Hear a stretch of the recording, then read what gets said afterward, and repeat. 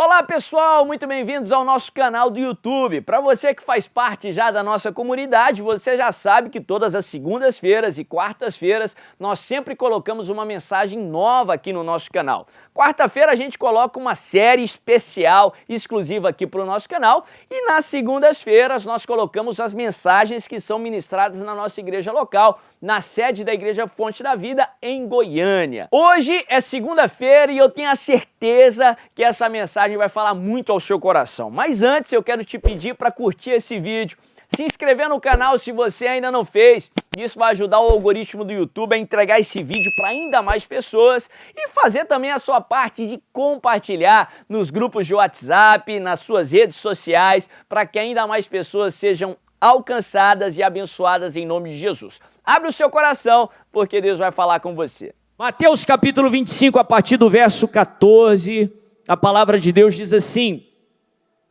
E também será como um homem que ao sair de viagem, chamou os seus servos e confiou-lhes os seus bens.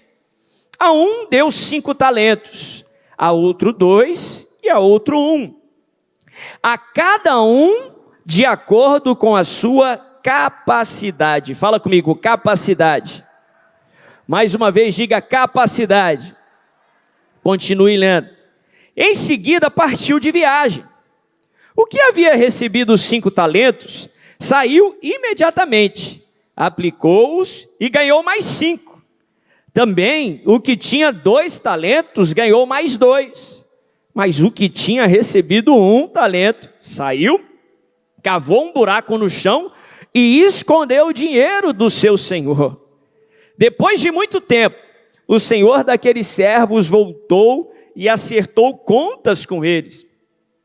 O que tinha recebido 5 talentos, trouxe os outros 5 e disse: O senhor me confiou 5 talentos, veja, eu ganhei mais 5.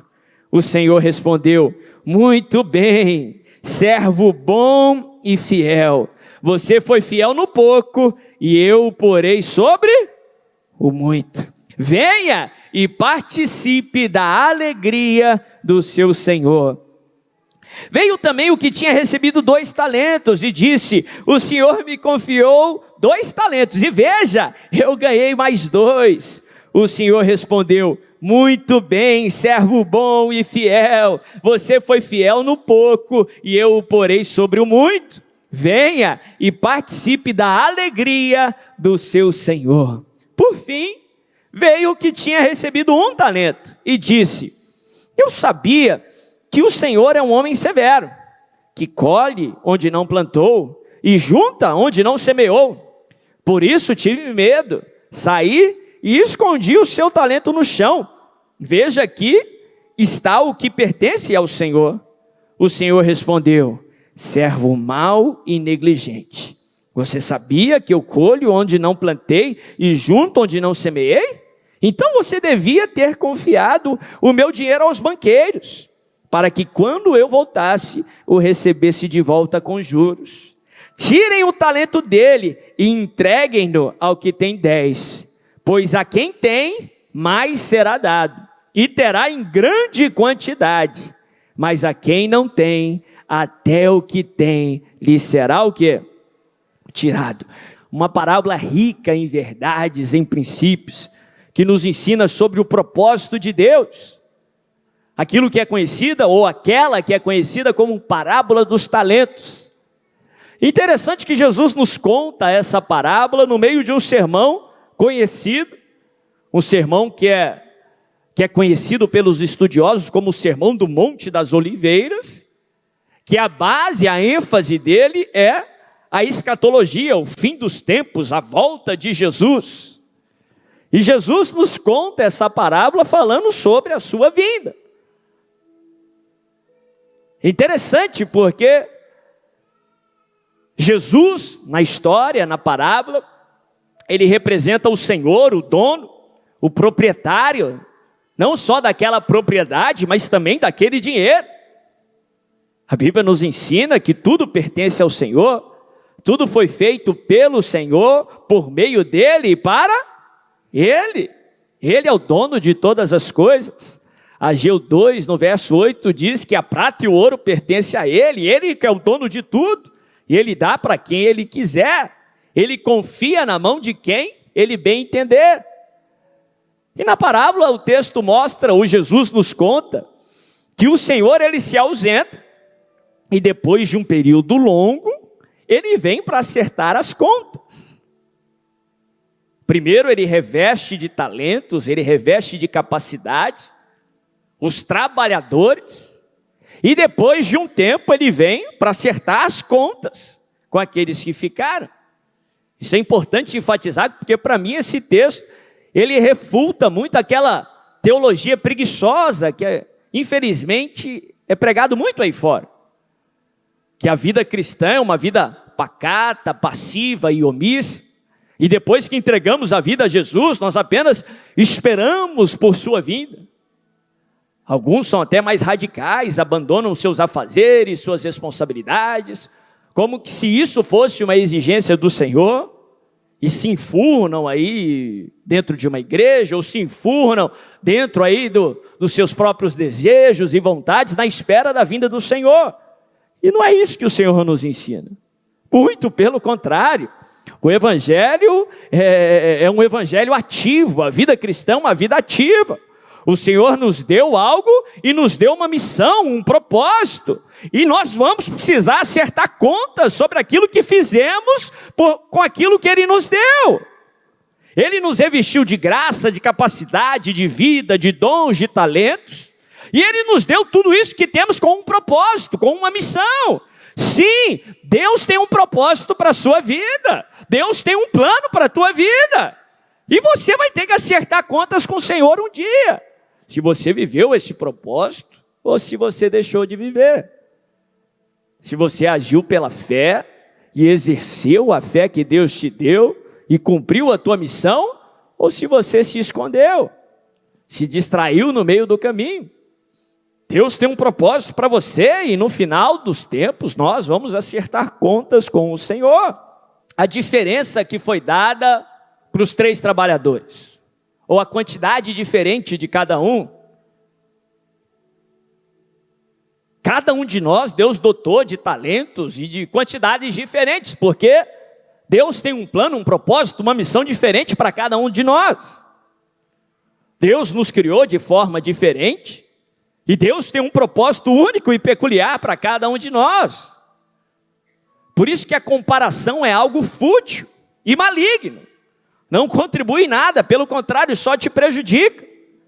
Porque você não foi feito para ser o seu próximo, você não foi feito para ser outra pessoa, você foi feito para ser você. Há mais de 7 bilhões de pessoas na face da terra, e Deus não criou ninguém igual a você. Deus não traçou nenhum plano igual ao que Ele traçou para a tua vida. Por isso que se comparar é perca de tempo, se comparar é se prejudicar. A Bíblia nos ensina que cada um de nós somos incomparáveis. Sim, você é incomparável. Você não deve se comparar com o seu próximo. Mas é interessante nós estudarmos aqui o contexto no qual Jesus ele ensina essa parábola, que nós aprendemos ainda mais lições. Jesus ele conta na parábola que o Senhor, antes de sair de viagem, ele chama aqueles 3 personagens, e ele confia dos seus bens a cada um daqueles trabalhadores. A Bíblia fala, o Jesus ele diz que o Senhor vem e dá 5 talentos para um, 2 talentos para outro e 1 talento para o terceiro. Os 2 primeiros personagens, aqueles que receberam 5 e 2 talentos, eles investiram, eles fizeram algo com aqueles talentos que foram recebidos, e eles ganharam, eles dobraram aquilo que eles tinham. Eles ganharam em abundância. E o texto fala no final que o Senhor se alegra, o Senhor fica feliz com a atitude, com os frutos que eles apresentam, e o Senhor confia ainda mais a eles. O texto fala, a história nos mostra que aquilo que o Senhor entregaria para eles era ainda maior, era muito maior do que aquilo que eles tinham recebido. O Senhor diz, muito bem, servo bom e fiel, foste fiel no pouco, e sobre muito eu o colocarei. Entra na alegria do seu Senhor. Essa expressão alegria que é colocada aqui no texto, no original, ela infere alimento, banquete, comunhão. venha se alegrar com o seu senhor. É interessante essa quantidade que o Senhor dá a cada um dos trabalhadores. 5 talentos, 2 talentos e 1 talento.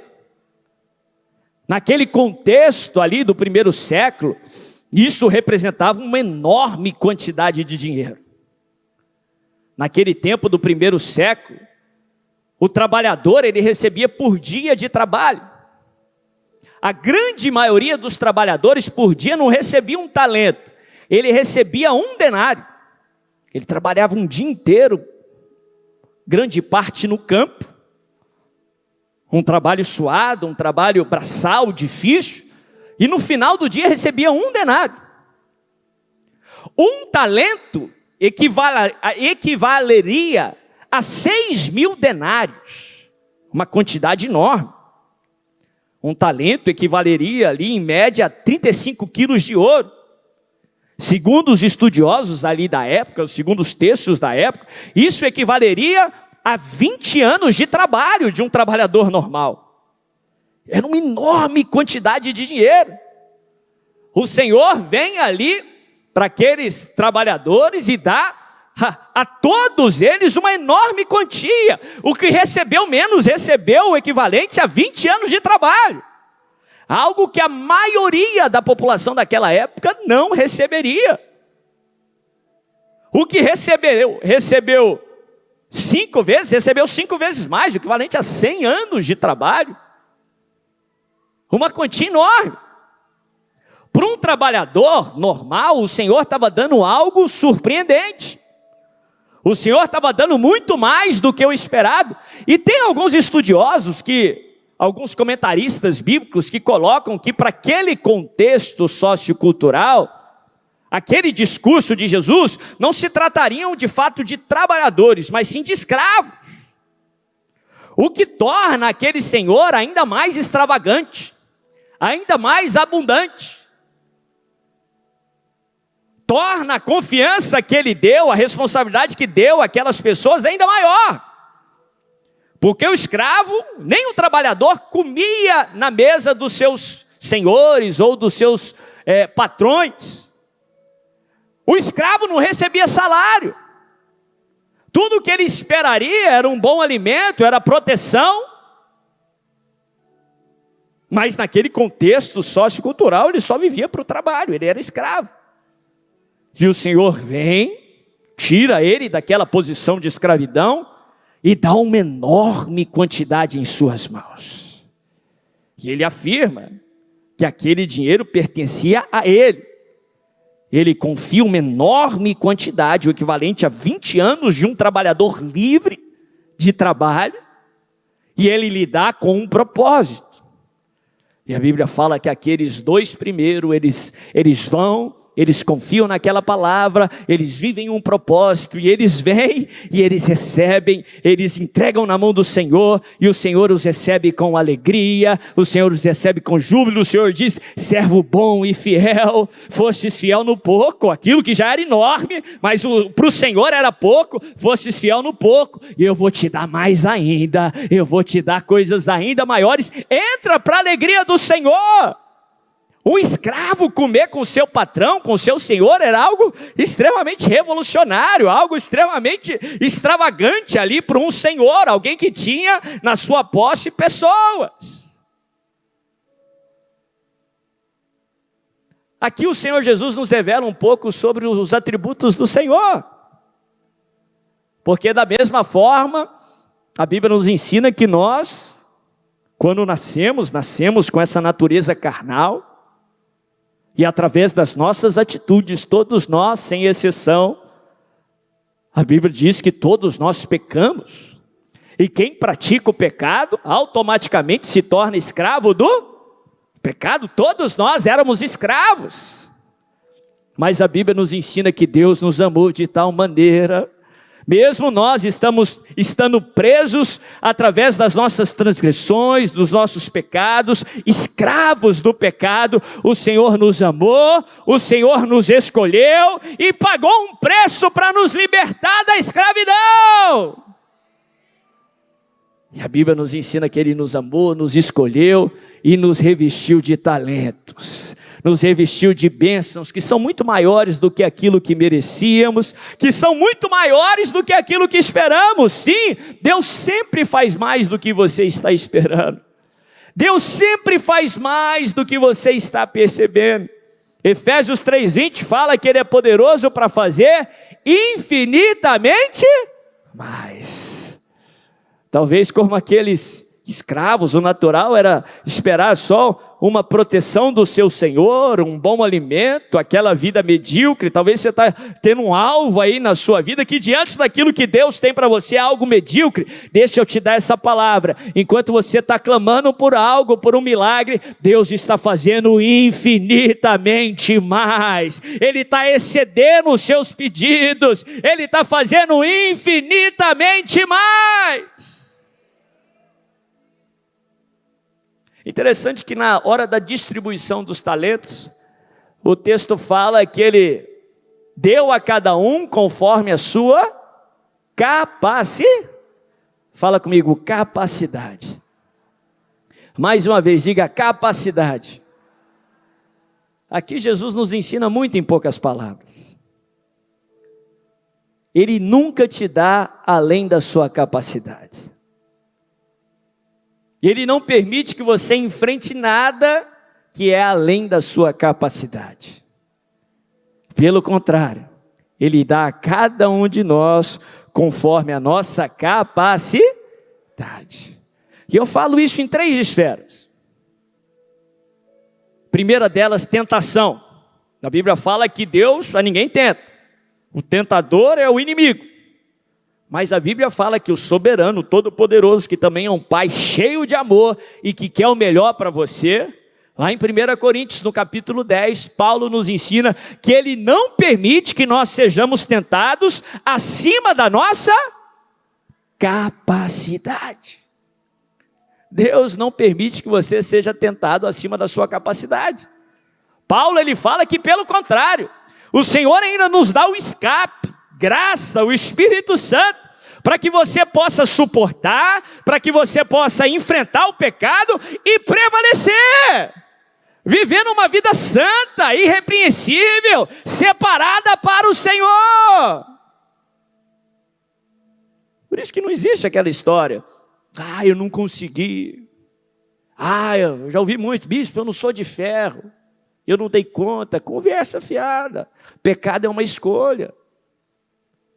Aconteceu. Não, pecado não acontece não, meu irmão.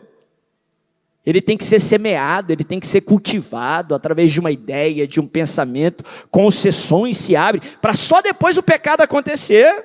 Só depois o pecado virar uma realidade. Não foi de repente não.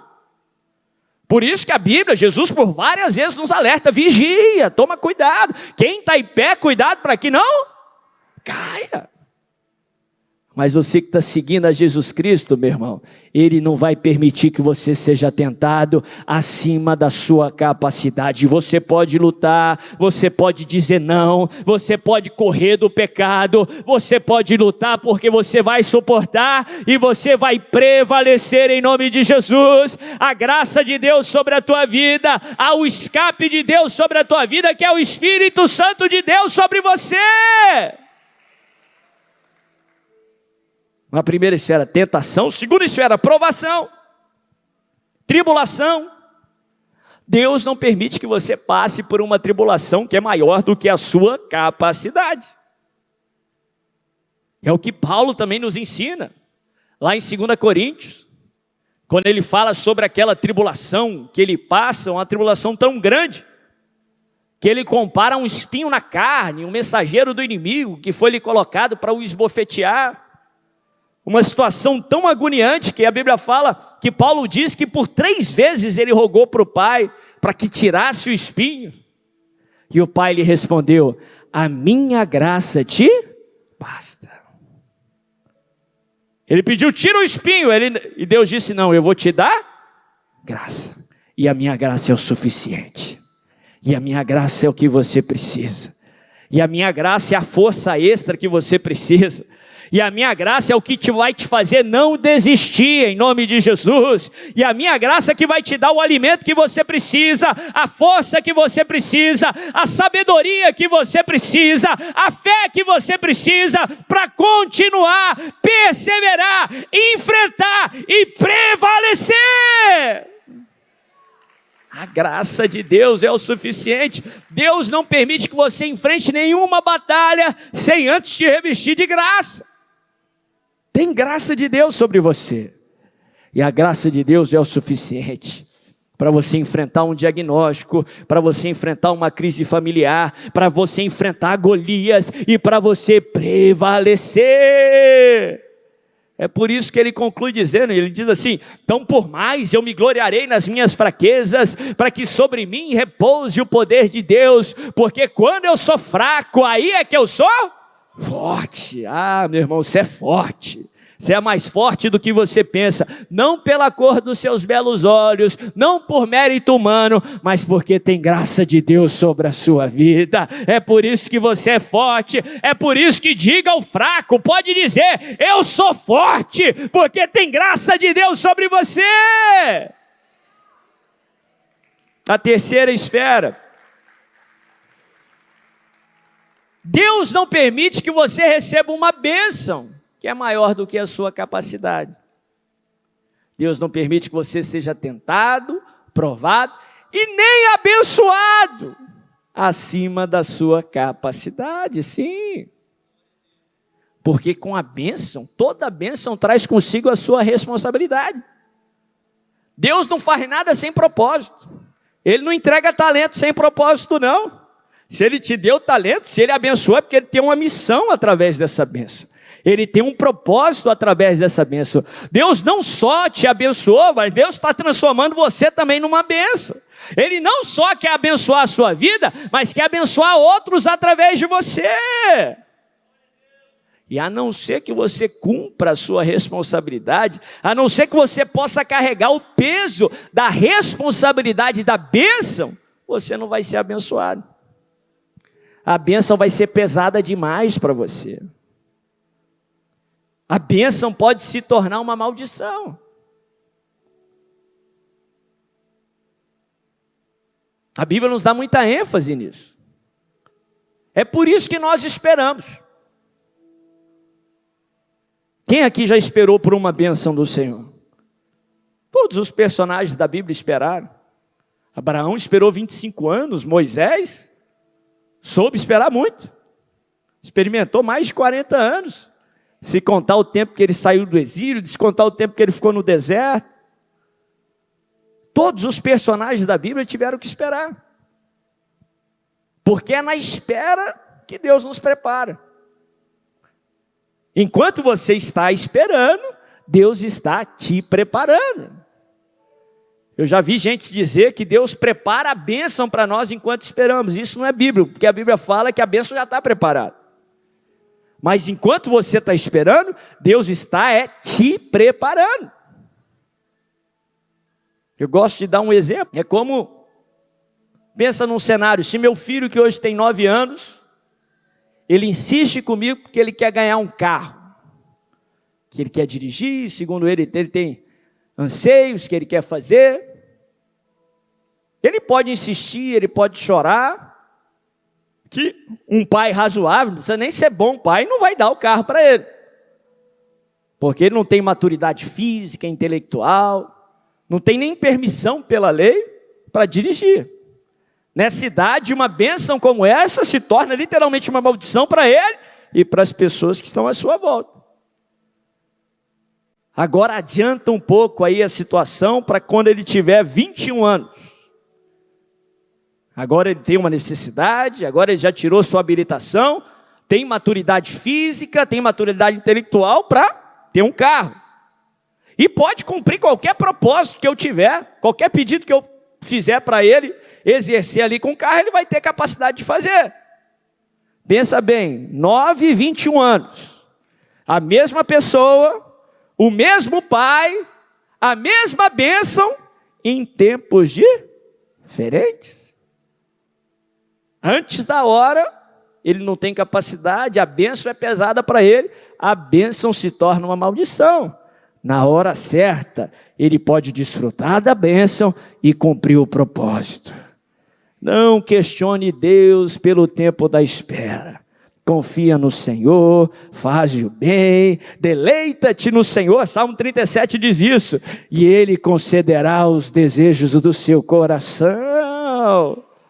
Confia o Senhor, porque bênção antes da hora se torna uma maldição.